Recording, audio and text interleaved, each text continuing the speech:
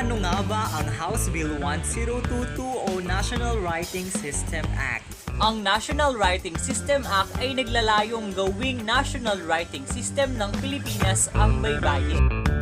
Ito ay iminungkahi ni Pangasinan Representative Leopoldo Bataoil. At sa taon ng 2018, April 23, 2018 ay naipasa ang Bill na ito sa House Committee on Basic Education and Culture. Nakuha ng panukalang batas na ito ang suporta ng Baybayin Buhayin Incorporation, Department of Education, National Commission for the Culture and the Arts. Pero ano nga ba ang magiging benepisyo ng national writing system na ito?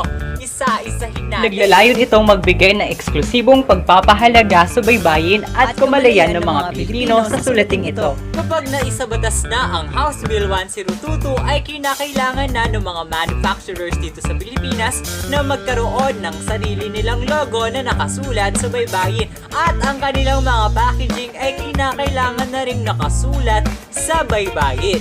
Nakatoka naman ang local government unit sa pagpapalit ng mga signages sa mga public utilities, public facilities, public buildings, at street name. Ganun din naman ang gagawin sa mga public institution services katulad ng hospital, fire station, police station, municipal hall, city hall, town hall, at kung ano-ano pa ang mga public services institution.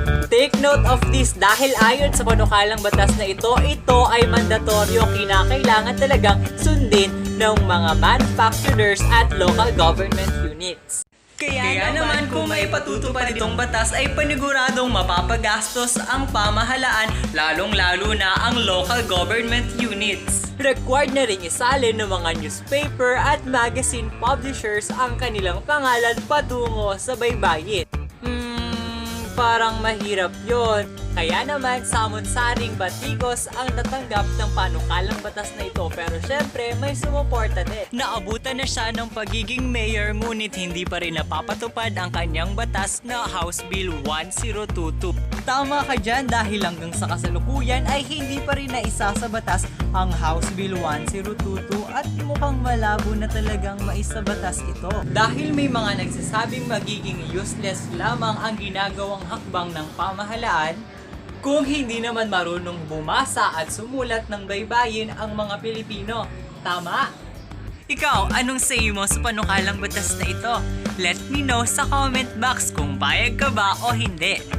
Siyempre, magsusubscribe na yan. Kung hindi pa siya nakasubscribe, ay ilalike niya na rin at magko-comment, isi-share pa sa mga friends niya.